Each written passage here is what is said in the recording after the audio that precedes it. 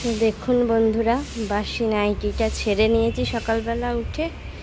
দিয়ে এটা হচ্ছে আমার ঠাকুরের তুলসী গাছ। এই যে যেটা শাখাপালা ঝোলানো আছে, এটা ঠাকুরের তুলসী গাছ। আর এইটারই কোনো মঞ্জরি পড়ে এই বেলি গাছের টবের গোড়া থেকে আরেকটা তুলসী গাছ বেরিয়েছে। তো এই তুলসী গাছটা থেকে আমি তুলসীর পাতা তুলে চায়েতে দিই।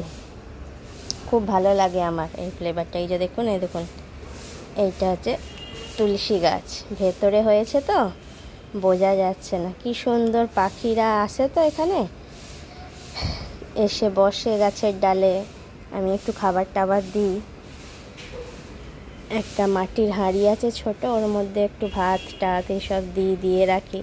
তো ওই সন্ধানে আসে। আর এখান থেকে খুঁটে খুঁটে মঞ্জুরিগুলো সব ফেলে। খুব সতেজ। দেখুন কত তুলসী পাতা, কত রোদ উঠে গেছে, সকালের রোদ। দেখুন মিষ্টি রোদ। গাছগুলো আসলে রোদও তো পায়। এগুলো সব তুলসী পাতাগুলো সব দেবো ইয়েতে, চায়েতে। তো চলুন দেখতে থাকুন, তুলসী দিয়ে চা বানাবো। তো দেখো বন্ধুরা, চা করব বলে সব সরঞ্জাম নিয়ে নিয়েছি। লিকার চা করব, কিন্তু তার জুতের শেষ নেই। আদা, লবঙ্গ, দারচিনি, 4টে গোলমরিচ আর তুলসী পাতা। আর এই কাপটা মেপে জল নেব। আমার মা বলে তোর চাটা দুর্দান্ত হয়, কিন্তু এটা আসলে চা নয়। চায়ের পরিবর্তে রোজ কাড়া খাই, যেটা ইমিউনিটি পাওয়ার বাড়ে বলে। খুব খেলে পেট গরম হবে, কিন্তু আমার বেশ ভালো লাগে খেতে, দারুণ লাগে। এই আমার 1 কাপ জল।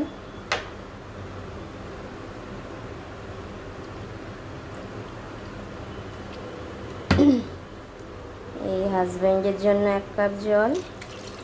আর একটু বেশি নেব, কারণ ফুটে খানিকটা মরে যাবে তো, তাহলে পুরো 1 কাপ হবে ভর্তি ভর্তি। আর হাফ।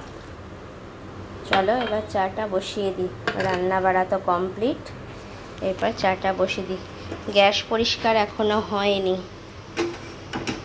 বুঝলে বন্ধুরা। তোমাদের কাকে সব সকালে এখন উঠতে রান্না বাড়া করতে হয়, আর কারা কারা এখনও রিটায়ার লাইফ করছো জানিও। 1 সেকেন্ড রাখছি ক্যামেরাটা, গ্যাসটা একটু জ্বালিয়ে নিই। দেখো বসিয়ে দিয়েছি, গ্যাসও জ্বালিয়ে দিয়েছি। বসে গেছে চা পাতা, চিনিটা দিয়ে দিই।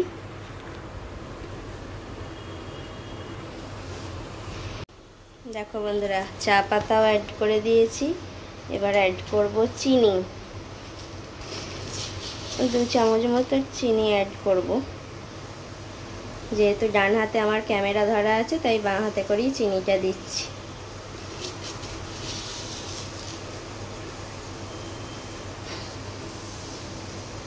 ব্যাস।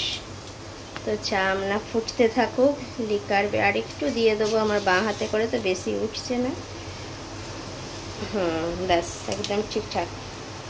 এবার চা আমরা চায়ের মতো ফুটতে থাকুক, আমি অন্য কাজগুলো সারতে থাকি। চলো ফিরে আসছি কিছুক্ষণের মধ্যেই।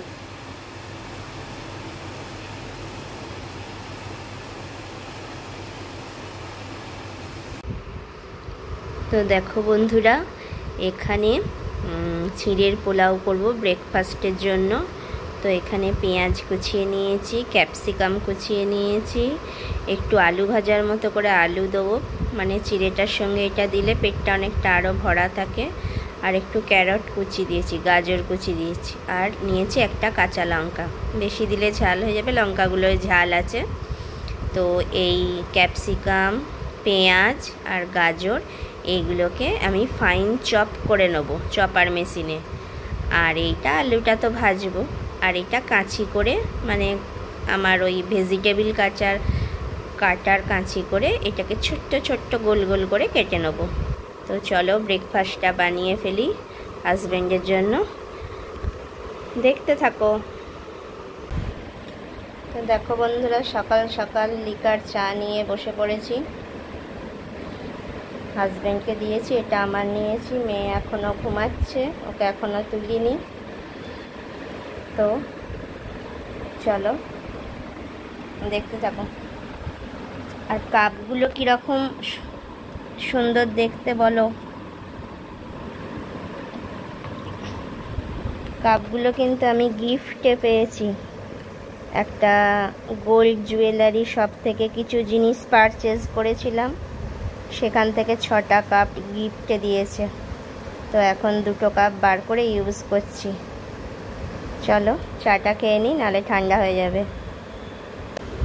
তো দেখো বন্ধুরা, মেয়েকে দুধ কমপ্লান দিয়ে দিয়েছি উঠিয়ে, সঙ্গে বইটাও দিয়ে দিয়েছি। দুধ কমপ্লানটা খেয়েও পড়তে বসে যাবে, কারণ স্কুল খুললেই আবার ওদের হাফ ইয়ারলির ইউনিট টেস্ট পরীক্ষা, যেটাকে ওদের PT1 বলে। আমাদের সময় তো ইউনিট টেস্ট হাফ ইয়ারলিরই বলতো, তো সেই জন্য এটাই বলছি আর কি, অন্যদের অনেকের বুঝতে সুবিধা হবে। তো বাবু তাড়াতাড়ি খেয়ে নাও, ঠিক আছে? আর এখানে আমার ম্যাগি বসিয়েছি, সবজি দিয়ে ম্যাগি বানাচ্ছি। এই যে অলমোস্ট হয়েই এসেছে, জাস্ট গ্যাসটা বন্ধ করে দেবো। সবজি দিয়ে ম্যাগি বানিয়েছি, এটা খেয়ে নেবো। আর হাজব্যান্ডকে চিঁড়ের পোলাও করে দিয়েছি, আজকে ও লাঞ্চে ওটা খাবে। আর চিঁড়ে, কলা, তারপরে পাকা আম আর দই মেখে দিয়েছি, ওটা টিফিন নিয়ে গেছে, ওটা ব্রেকফাস্ট করবে। মানে আজকে হাজব্যান্ডের পুরো দিন চিঁড়ে বলেছে, খুব খেতে ভালোবাসে চিঁড়েটা। তো বললো যে আমাকে একটু মেখে দেবে, না হ্যাঁ কেন দেবো না। তো চলো আমিও টিফিনটা করে নিই, তোমরাও দেখতে থাকো। তো দেখো বন্ধুরা, এখন গরম গরম মাছ ভেজে নিচ্ছি। মেয়ে 2 পিস খাবে, মেয়ে খুব মাছ ভক্ত।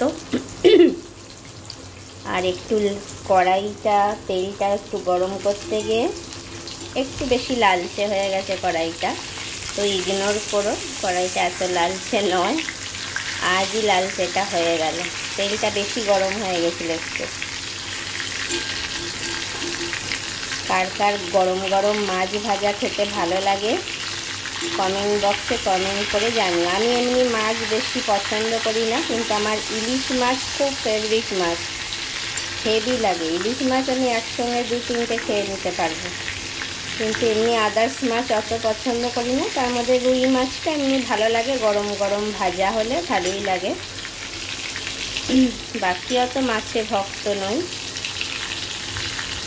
মাছের সাইজগুলো বেশ বড় বড়ই আছে, একদম লাল লাল করে ভাজবো। আমার ওই মাছ একটু আধ কাঁচা ভাজা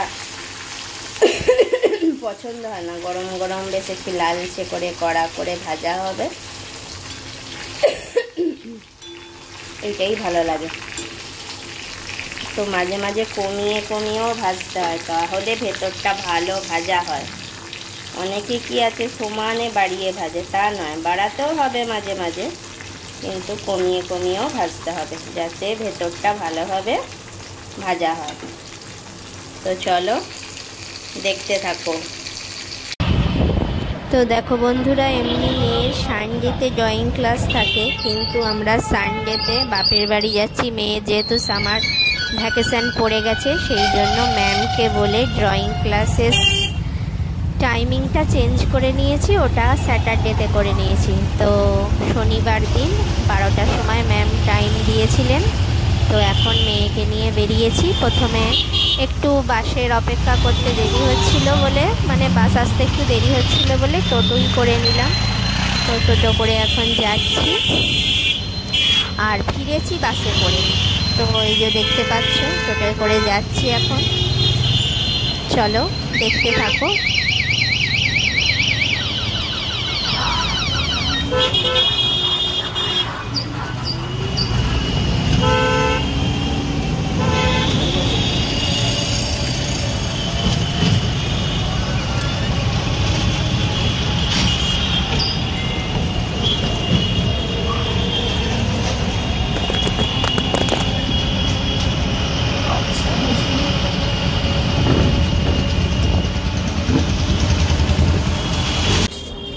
তো দেখো বন্ধুরা, আমরা পৌঁছে গেছি। মেয়ে জুতো খুলছে, একটু দেরি হয়ে গেল, 10 মিনিট মতো। বাই।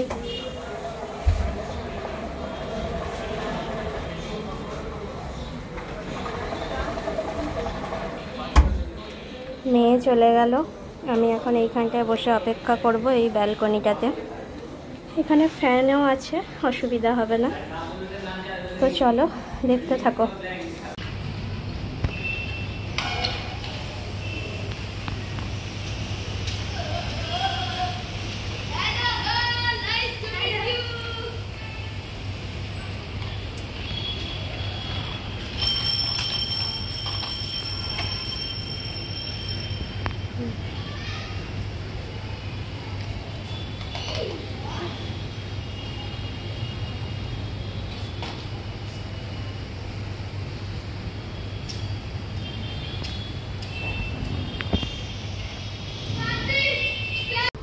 তো দেখো বন্ধুরা, হাজবেন্ড অফিস থেকে এসে বলল খুব খিদে পেয়েছে, চপ এনেছিল সঙ্গে করে।